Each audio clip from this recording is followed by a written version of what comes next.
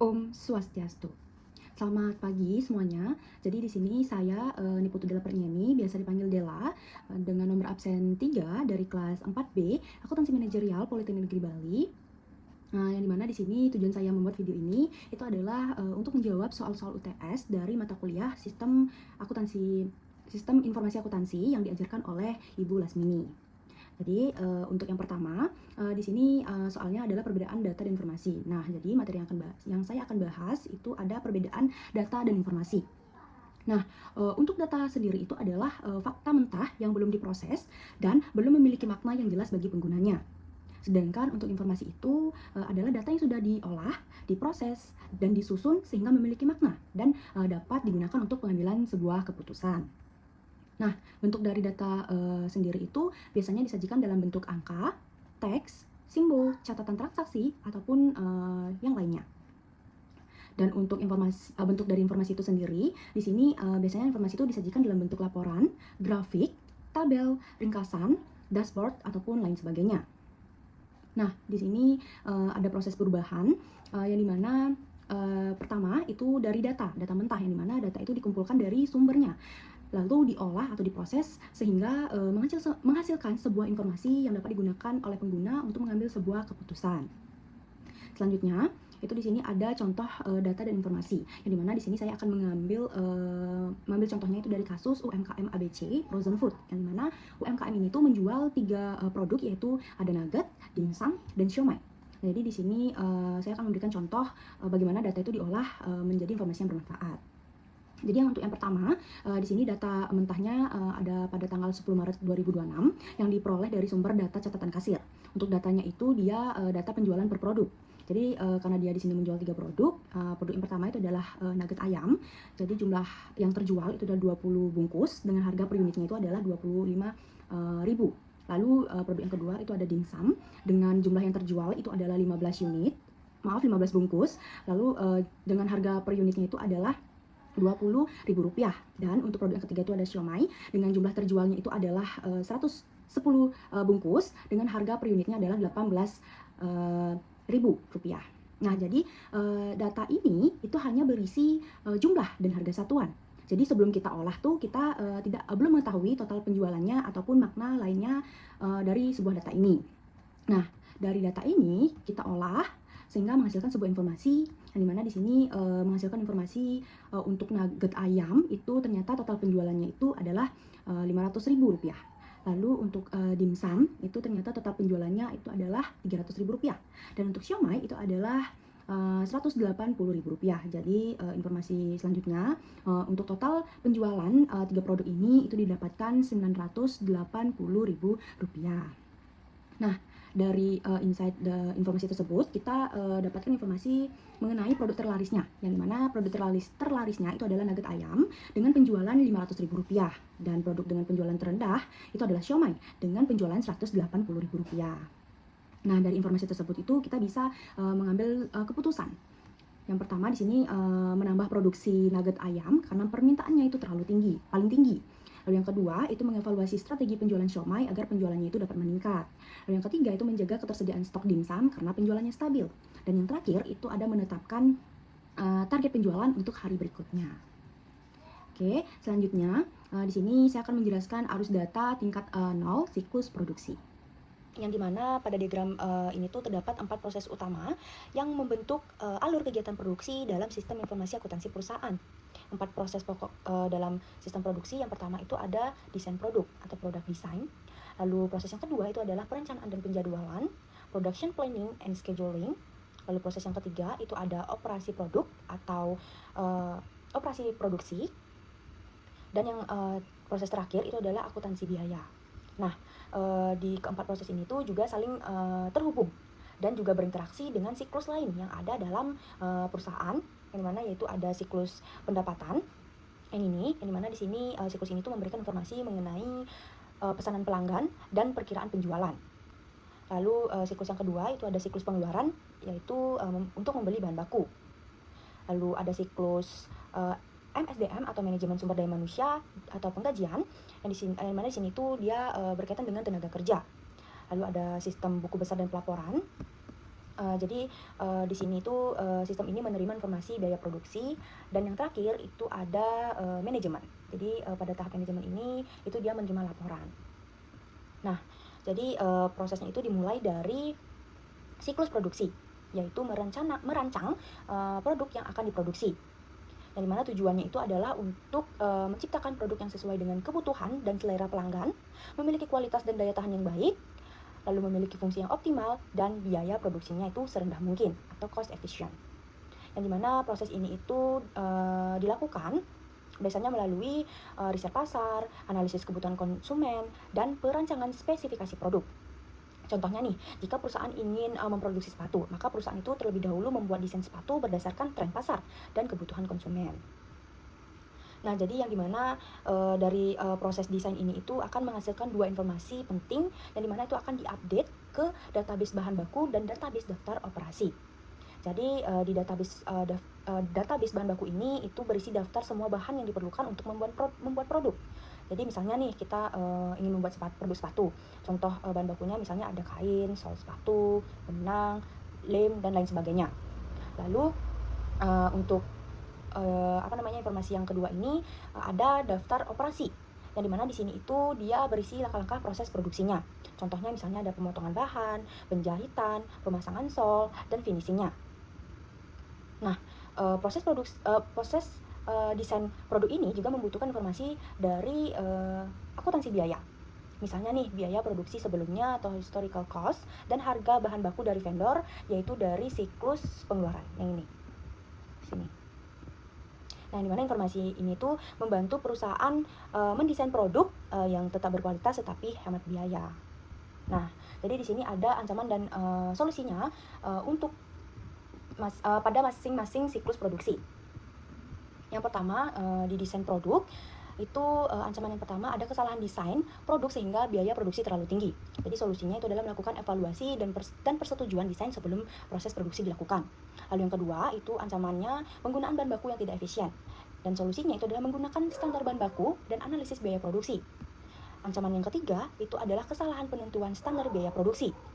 Solusinya itu adalah menggunakan software desain dan estimasi biaya. Lalu ancaman yang terakhir itu adalah informasi biaya tidak akurat dari data historis atau vendor. Jadi solusinya itu adalah memastikan data biaya selalu diperbarui dan diverifikasi. Lalu kita balik ke diagram. Nah, setelah proses pertama selesai, kita lanjutkan ke tahap berikutnya di proses kedua, yaitu perencanaan dan penjadwalan. Jadi di sini tuh kita menentukan rencana produksi. Nah, pada proses ini itu akan menerima informasi dari siklus pendapatan.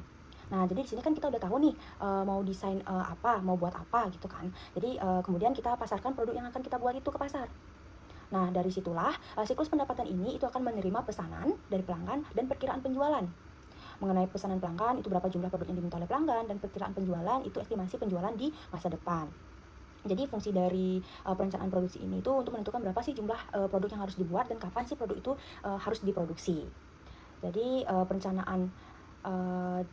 proses perencanaan dan penjadwalan ini tuh juga mengakses beberapa database. Jadi untuk yang pertama itu dia akan mengakses database WIP atau work in process. Jadi di sini tertera barang yang masih dalam proses produksi. Lalu yang kedua itu ada barang jadi, daftar database barang jadi, yang dimana di sini tuh tertera produk yang sudah selesai diproduksi. Contoh nih, tadi kan kita ingin menjual sepatu nih misalnya, jadi kita bisa mengetahui barang jadi di gudang itu ada 10 unit. Nah, kita kan udah tahu nih berapa sih permintaan pelanggan, misalnya 50 unit, berarti kan kurang nih lagi 40 unit. Maka dari itu perusahaan harus memproduksi 40 unit tambahan. Nah, jika pada saat melakukan proses produksi tersebut perusahaan itu bahan bakunya tidak mencukupi, maka proses perencanaan dan penjadwalan ini akan melakukan permintaan pembelian bahan baku ke siklus pengeluaran. Setelah itu database daftar bahan baku itu akan diperbarui. Jadi daftar bahan baku yang sudah ada, yang mau dibeli dan sebagainya itu masuk ke dalam database daftar bahan baku. Nah, perencanaan dan penjadwalan ini tuh juga akan melakukan update ke database pesanan produksi, yang berarti pesanan itu tuh sudah direncanakan untuk diproduksi. Lalu hubungan proses perencanaan dan penjadwalan ini dengan siklus MSDM itu di mana proses perencanaan ini kan udah tahu ya mau memproduksi berapa untuk produk sepatu tersebut. Nah, jadi pada proses kedua ini itu akan menginformasikan mengenai jumlah tenaga kerja yang dibutuhkan untuk melakukan proses produksi. Lalu dari siklus MSDM ini itu akan memberikan informasi mengenai tenaga yang tersedia itu ke proses perencanaan dan penjadwalan. Nah, output dari proses ini tuh ada 3. Yang pertama itu adalah pesanan produksi, permintaan bahan baku, dan kartu pemindahan. Jadi nanti dokumen ini tuh akan digunakan pada tahap berikutnya, yaitu operasi produk. Nah, untuk ancaman dan solusinya pada proses kedua, di sini yang pertama itu ada kesalahan perencanaan jumlah produksi. Jadi solusinya itu adalah menggunakan sistem perencanaan produksi berbasis data penjualan. Ancaman yang kedua itu adalah kekurangan atau kelebihan persediaan bahan baku. Jadi solusinya itu adalah melakukan pengecekan stok secara rutin dan menggunakan sistem inventory. Lalu ancaman yang ketiga itu adalah jadwal produksi yang tidak efisien, dengan solusinya menggunakan software production planning. Dan ancaman yang ketiga itu adalah kesalahan estimasi tenaga kerja. Dan untuk solusinya itu adalah melakukan koordinasi rutin dengan bagian SDM dan penjualan, dan gudang. Lalu setelah proses kedua ini selesai, kita lanjutkan ke proses yang ketiga, yaitu operasi produk atau operasi produksi. Dan dimana tahap ini itu adalah tahap yang sebenarnya terjadi di pabrik. Jadi proses operasi produk ini itu akan menerima informasi mengenai pesanan produksi, permintaan bahan baku, dan kartu pemindahan dari tahap kedua. Dan dimana proses yang dilakukan itu adalah mengambil bahan baku dari gudang, lalu bahan diproses sesuai dengan daftar operasi, dan barang diproduksi sampai menjadi barang jadi. Setelah itu, selama proses produksi berlangsung itu, proses ketiga ini itu juga akan memperbarui database WIP atau Work in Process. Nah, jadi selanjutnya informasi yang dihasilkan dari proses produksi ini itu ada yang pertama kartu jam kerja. Jadi dalam kartu jam kerja ini menunjukkan berapa jam tenaga kerja yang digunakan untuk memproduksi suatu produk. Yang dimana informasi ini digunakan untuk menghitung biaya tenaga kerja langsung. Lalu ada kartu pemindahan, yang dimana di sini digunakan untuk dokumen yang mencatat perpindahan barang dari satu tahap produksi ke tahap berikutnya. Yang dimana setiap perpindahan barang itu kan harus didokumentasikan ya. Jadi contohnya itu dari bahan baku ke barang setengah jadi ataupun barang setengah jadi ke barang jadi. Jadi dokumen ini tuh penting untuk menghitung biaya bahan baku dan overhead pabriknya. Dan yang ketiga itu ada kartu permintaan bahan baku. Nah, di sini juga ada ancaman dan solusi untuk proses yang ketiga. Untuk yang ancaman yang pertama itu adalah kehilangan atau pencurian bahan baku. Jadi solusinya itu adalah melakukan pengawasan produksi secara berkala dan ketat. Lalu untuk ancaman yang kedua itu ada kecurangan pencatatan jam kerja karyawan. Solusinya itu adalah menggunakan sistem absensi digital untuk jam kerja karyawan seperti yang sudah dilakukan pada zaman sekarang. Lalu ancaman yang ketiga itu ada kerusakan barang dalam proses produksi. Dengan solusinya itu menggunakan SOP produksi dan melakukan pengendalian kualitas. Lalu untuk ancaman yang terakhir itu ada kesalahan pencatatan hasil produksi dan pemindahan barang. Yang dimana solusinya itu adalah menggunakan sistem barcode untuk tracking dan pencatatannya. Mengingat bahwa zaman sekarang itu zamannya sudah canggih gitu kan. Nah, setelah tahap ketiga sudah selesai, maka kita lanjutkan ke tahap terakhir, yaitu akuntansi biaya. Yang dimana ini tahap terakhir dalam siklus produksi untuk memperhitungkan biaya produksinya, dengan tujuan untuk menentukan harga pokok produksi atau HPP. Nah, yang mana informasi yang digunakan itu ada kartu jam kerja dari proses produksi. Jadi di sini tuh kita bisa ketahui pegawai tersebut itu bekerja berapa jam sih dia gitu. Lalu lalu kita juga akan mendapatkan data dari siklus MSDM mengenai tarif upah per jamnya, yang dimana kedua ini itu informasinya digunakan untuk menghitung biaya tenaga kerja langsungnya. Nah, untuk yang selanjutnya itu informasi yang digunakan ada kartu pemindahan untuk biaya bahan baku dan kartu pemindahan untuk membantu menghitung biaya overhead dan permintaan bahan baku mengenai biaya bahan bakunya. Selanjutnya proses akuntansi biaya ini juga harus melihat database atau informasi mengenai bahan baku untuk setiap produk daftar operasi untuk setiap produk beserta daftar WIP-nya atau work in process-nya. Jadi output dari akuntansi biaya di sini ada update barang. Jadi outputnya itu ada mengupdate database barang jadi. Jadi di sini setelah biaya dihitungkan, jadi kita tuh bisa mengetahui biaya per unitnya, lalu total biaya produksinya juga. Lalu untuk informasi yang kedua itu akan dikirimkan untuk ke siklus pendapatan, yang dimana di sini digunakan untuk menentukan harga jual dan jumlah barang yang tersedia untuk dijual atau kuantitas available. Yang dimana hal ini itu penting agar perusahaan itu tidak menjual produk di bawah harga pokok produksinya. Lalu output akhir siklus produksi, yang dimana setelah proses produksi setelah proses akuntansi biaya itu selesai, maka sistem itu akan menghasilkan laporan dan harga pokok produksi. Yang dimana laporan ini itu untuk manajemen yang digunakan untuk pengambilan sebuah keputusan, evaluasi efisiensi produksi, dan pengendalian biaya. Lalu yang kedua itu menghasilkan informasi mengenai harga pokok produksi yang akan dikirimkan ke sistem buku besar dan pelaporan. Yang dimana informasi ini tuh juga akan dicatat dalam laporan keuangan perusahaan. Nah, untuk ancaman dan solusi untuk proses yang terakhir, itu di sini ancaman yang pertama ada kesalahan perhitungan harga pokok produksi atau HPP. Solusinya itu adalah melakukan rekonsiliasi data produksi dan data akuntansi secara rutin. Ancaman yang kedua, data biaya produksi tidak lengkap dengan solusi menggunakan sistem akuntansi biaya yang terintegrasi. Lalu ancaman yang ketiga itu ada manipulasi biaya produksi dengan solusinya itu adalah melakukan audit internal secara berkala. Dan ancaman yang terakhir itu adalah kesalahan pelaporan keuangan dengan solusinya itu adalah memisahkan tugas pencatatan dan pemeriksaan biaya.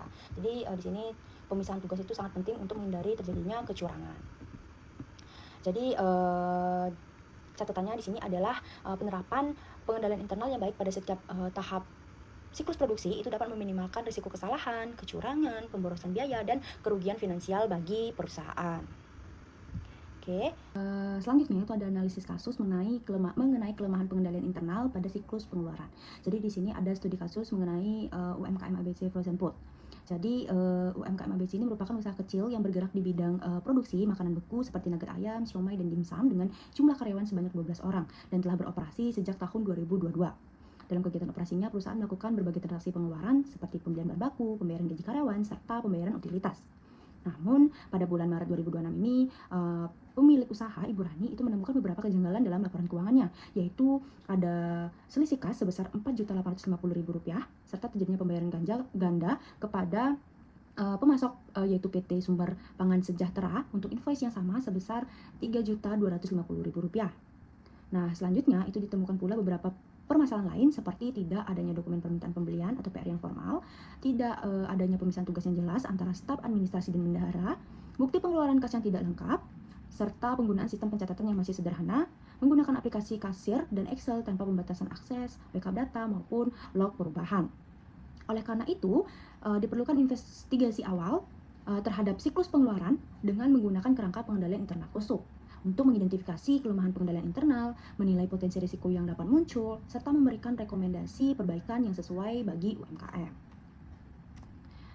Jadi di sini kita mengidentifikasi titik kelemahan pengendalian internalnya terlebih dahulu.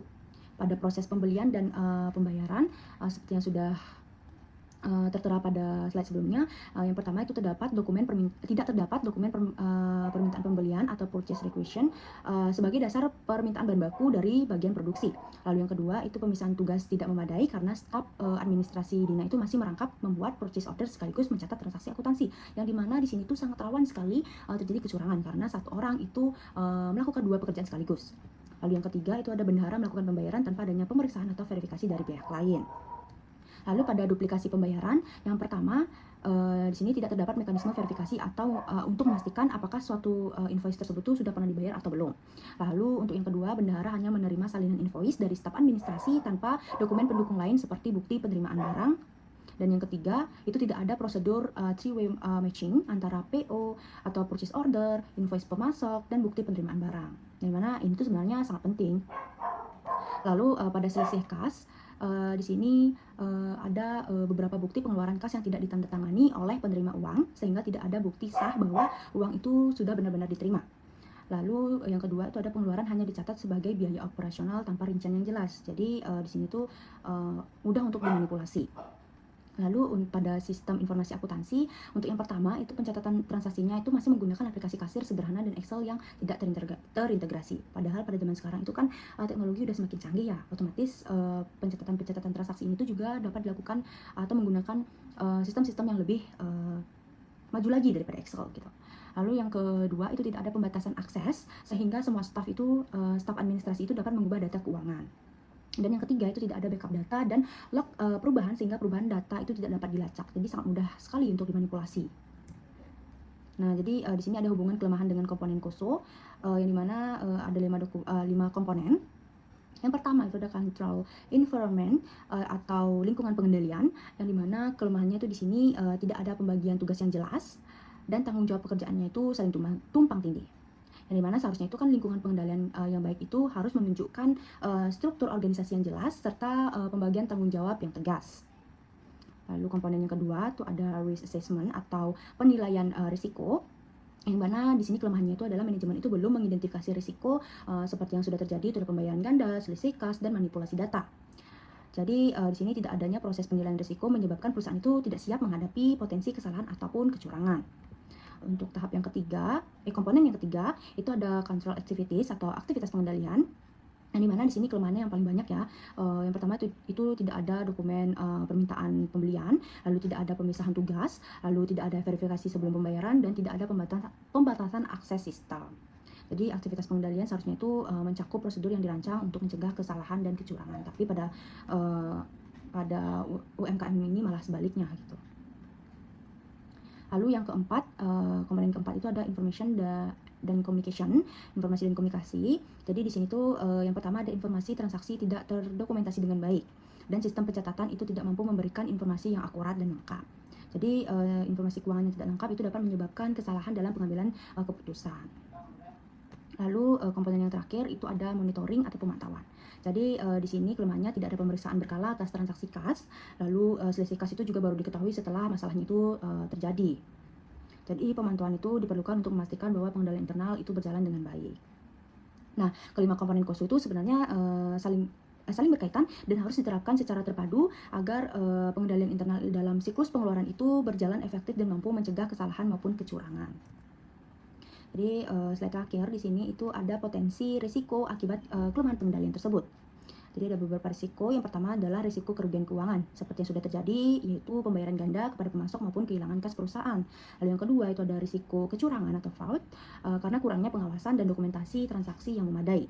Lalu yang ketiga itu ada risiko kesalahan pencatatan yang dimana di sini tuh dapat menyebabkan laporan keuangan itu menjadi tidak akurat atau menyesatkan.